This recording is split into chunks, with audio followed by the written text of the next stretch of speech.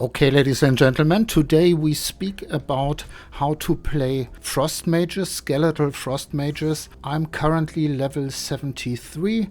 I have some life, some energy shield, everything okay. We can speak about this later. I would say let's quickly hop into a tier 3 map so that you get an impression how this works. Burial Bog sounds nice, and off we go. I will do nothing. I will just let my Skeletal Frost Mages and my healers do the job. I can quickly show you the skills we are using. We are using level 22 Skeletal Frost Mages with scatter shot, so that they have 3 projectiles, and then more cast speed, very important for this build. I like to use fog with it, cause the fogging projectiles freeze whole monster groups, very nice. And then I took Cold Mastery here, and 1 support gem is still missing. And then we have Skeletal Clerics. I haven't gave them proper support gems, as you see, but they are level 22 and they have +1 to level of supported minion skills, and they have increased cooldown recovery rate so that they can heal a little bit faster. And I will do absolutely nothing, just run around and let them do their job. And as you see, the trash mobs go down relatively quickly. It's all trash here. Maybe we get a rare. What I normally would do is I would use Frost Bomb, Frostbite and Pain Offering, but the power of the build comes mostly from our Skeletal Frost Mages, as you see. Is there seems to be... no, not really. Okay. Perhaps we get a rare mob, but I can't see one so far. Yeah. As you see, this is a very safe playstyle, cause the stronger mobs get frozen, the others die more or less instantly. This is a blue pack, and it's down quite fast, very nice. No rare so far. I will just look for a rare and then...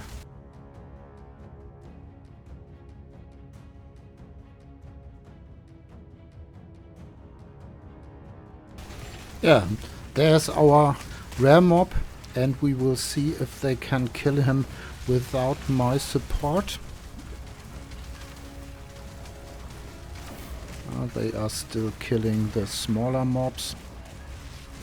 Haven't focused him yet. Oh, there are a lot of mobs, and now he should get killed, I hope. This really makes a difference if you use your support gems or not.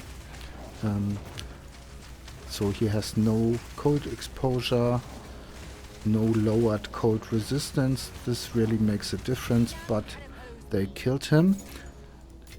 Took a little bit longer. Okay, then we can return to our hideout and speak about the rest of the skills you already saw.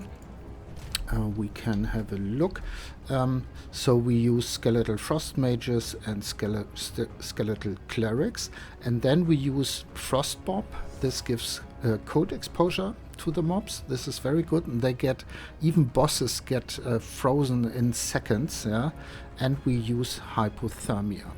And support gems, here's one missing. I haven't focused on this now. I'm at the moment working on my gear. More area of effect is of course good, and spell echo is nice, I would say.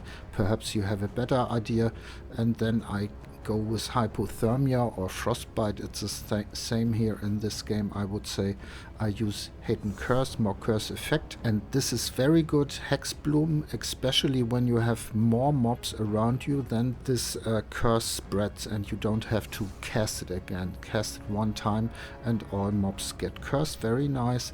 And Focused Curse gives reduced delay until it goes off. Yeah.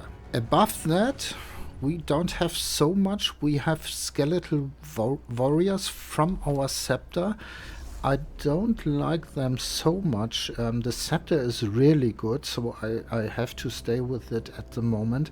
But I don't like them so much because when you have narrow areas, then they stand in the way and the Skeletal Frost Mages can't reach the enemies, and this is not so nice. So I would prefer to have another Scepter with another skill like Malice or so, but not at the moment. This Scepter is simply too good. And then I have, of course, what all Infernalists have. I have Summon Infernal Hound, which is really nice since I have the Clerics. Before that he died quite often, but now he stays alive, takes a lot of damage, which I normally would take. 20% damage reduction, this is really nice. And then I gave him all elemental resistances. It's not so necessary if you have clerics, but when a minion dies, then my Hellhound. And then I gave him more life here, and I gave him Culling Strikes so that bosses, when they are at 10%, get instantly killed. Okay, this is a Hellhound. And above that I have Grim Feast, which is really good. When you kill enemies, there are little white flames on the ground. When you pick them up, you recover energy shield. This is one thing, but you recover it above your normal energy shield, and so I have 400, and when I pick up this little flames I've got 800, so this really makes a difference. And then a last skill I used is Time of Need. Every 11 seconds it recovers some life, removes curses and ailments, so this is quite nice. It takes 30 spirit. I don't know if I stay with it, but I think it's not bad. And yeah, when I really need the spirit, I would take this out first. Everything else should stay. I would say these four, the skills and the support gems. We can quickly have a look on the tree. I haven't taken my second ascendancy now, cause my fire res and my chaos res aren't kept.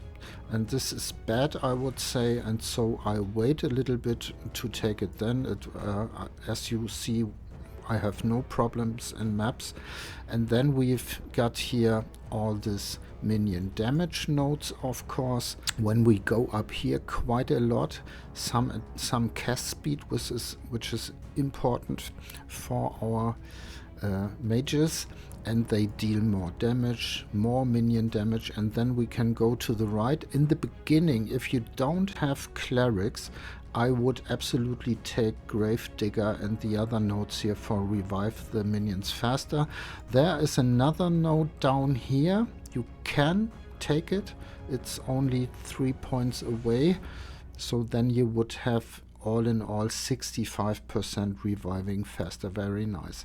And here I took movement speed and minion damage, of course.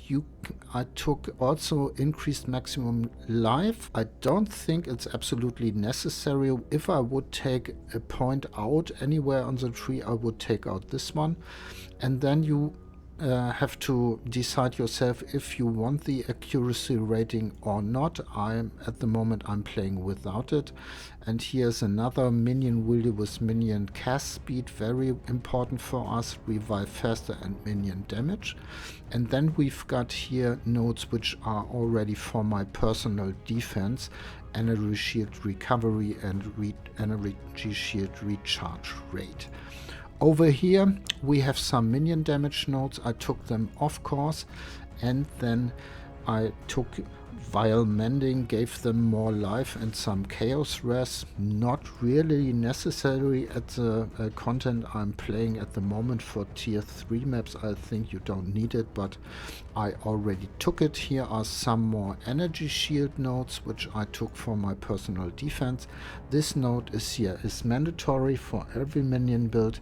Reduced spirit reservation, very important. And here are some minion damage nodes. As you see, we have all in all around 400% increased minion damage. Very nice. Some energy shield nodes here, and here are some more minion damage nodes.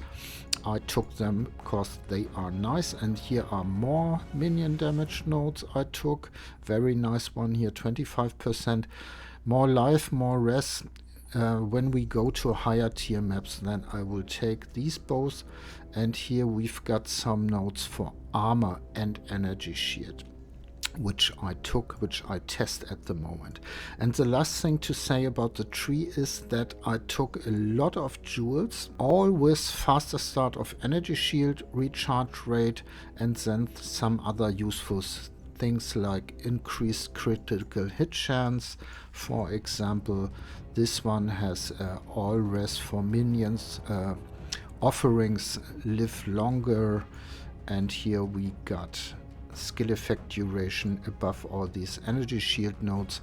And here we've got the same as you see. Some cast speed for the minions can go up to 4%, but they are extremely expensive.